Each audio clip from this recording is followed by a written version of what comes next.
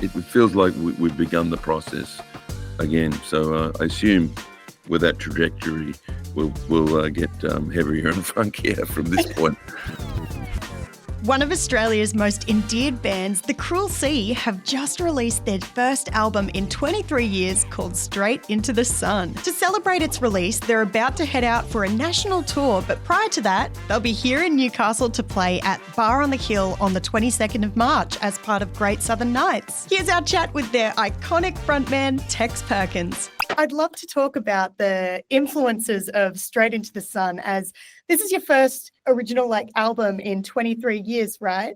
So I'd love to know, how does it represent you as a band?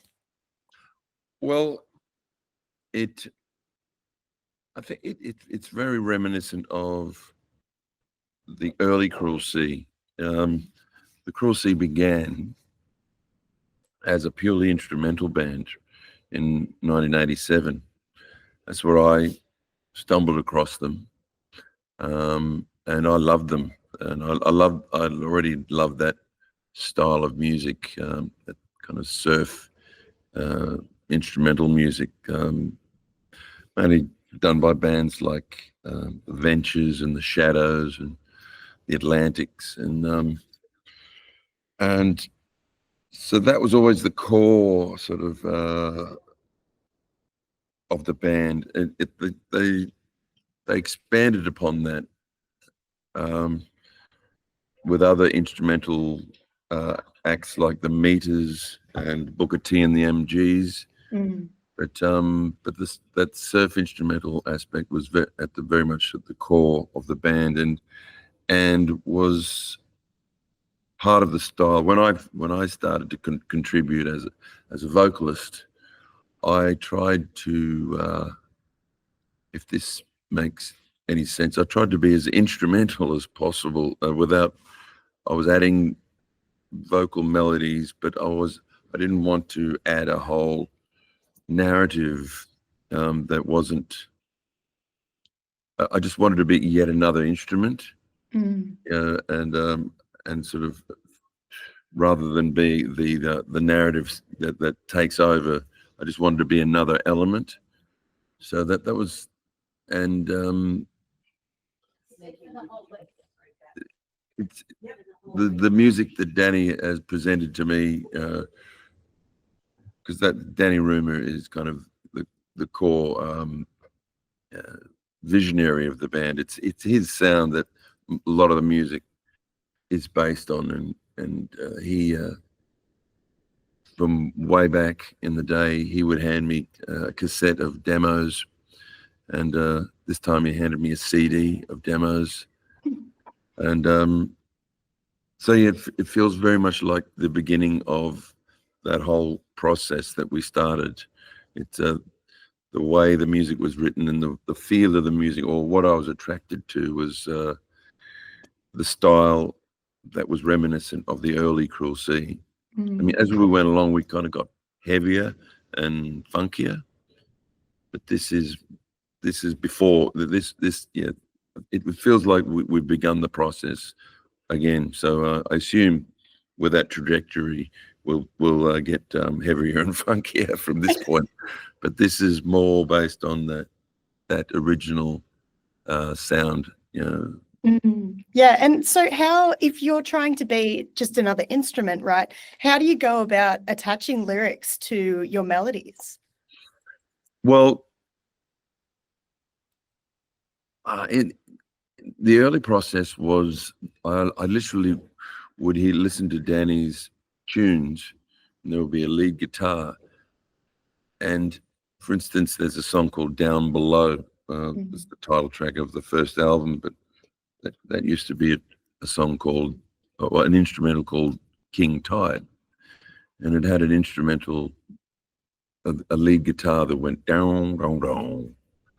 And I knew it as an instrumental for quite a while, but for some reason I started to hear those sounds sounded like words, down below. Yeah. So as I say, it was, I didn't want to implant a whole narrative that wasn't already inherent in the music. Mm. With the latest ones, I've found a way to coexist with Danny's melodies, guitar melodies, which are really strong. So for instance, with Straight Into the Sun, I had to find my own melody that sat next to his, rather than sort of hitching a ride on his. So, which I guess it's just a result of the evolution of my songwriting and my ability to create a melody. You know, 30, 40 years ago, I was, yeah, I was still new to the game. So, but yes, in the general feel and flavor, it does remind me a lot of the early Cruel Sea.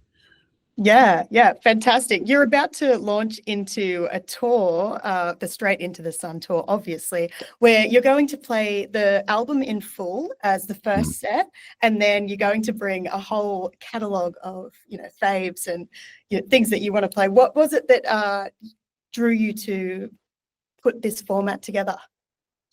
Well, it's, as I said, a later, more well-known material is sort of funkier and heavier and groove based, and it's more sort of it's a you go to the concert and you want to move your feet, you want to be able to dance. This is very much we want to present the album in, we want the audience to have a comfortable listening experience, because there's less dancing on this album, and it's more about the songs and the atmosphere, and so, and that's another aspect of the Cruel Sea that was always there, and actually was right there with us all through on our albums. But there's an aspect of the Cruel Sea that kind of got left. Like when we do a show, we would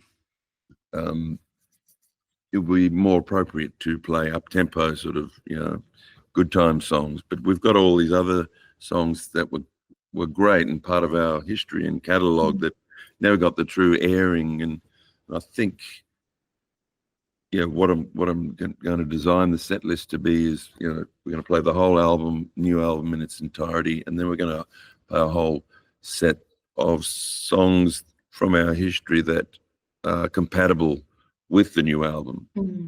So, and this will be a bit of a one-off. It'll be a very intimate kind of show, and this particular tour will be kind of unlike tours that have been, and unlike the next tour that we do, which will be much more of a rock and roll, up tempo,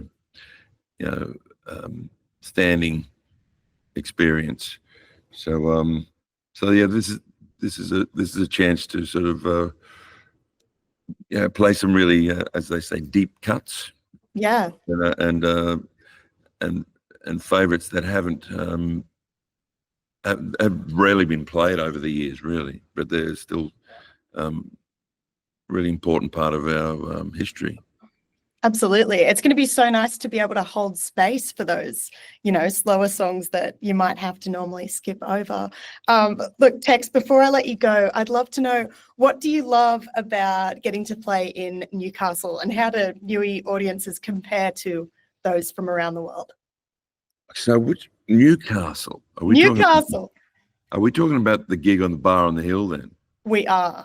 Okay, well that's a completely that's not part of our album tour. Okay, well, that's a bummer for Newey, because that's going to be really exciting. What we've been doing is a kind of a mixture of those two concepts. Okay, yeah. We play like we've done 3 shows this year. I think the first one was at Taronga Park Zoo, and yeah, we sort of it's a slow burner. We sort of we play them the more we play the album material first, and some of the more atmospheric songs in our history. But then we take it up as the concert progresses. So like it's it's a slow burn, but it reaches full flame by the end of the concert. Yeah. Well, it sounds like a bit of a prelude to the Straight Into the Sun tour. Yes, We're getting kind of a glimpse. The concert that we're doing on Bar on the Hill will be a combination of the new album and bangers, as they say. Fabulous. Well, look, thank you so much for spending some time with me this morning. Can't wait to see you here with Magpie Diaries on support on the 22nd of March. Thank you so much. Oh, yeah. And yes, and Family Jordan. Yes. This particular band, yeah. Magpie's band and Family Jordan. Handpicked by us. We're really looking forward to that. Would you mind telling me why you picked those two bands in particular? Well, I know Magpie from the festival. Dashville? Dashville. Yeah, I met Magpie and his wife, and strangely enough, we played our set, and then we had time for one more song, and we there was a quick, what do you think? Well, I know, let's do that Bobby Charles song, I Must Be in a Good Place Now. Mm. Anyway, we sort of top of our head, sort of an old song that we know. It's this beautiful old song. And we come off stage, and Magpie come up to me and said, my wife and I have that song engraved on our wedding rings. On the inside of their wedding rings, they have, I Must Be in a Good Place Now. Mm. So to have sort of just made a sort of a decision out of the thin air, to play that song, at his festival while he was there. And then he said, that's so weird, we've got that engraved, on our rings. Yeah. That's how I know Magpie. Family Jordan are just a great band that I met during COVID, actually, when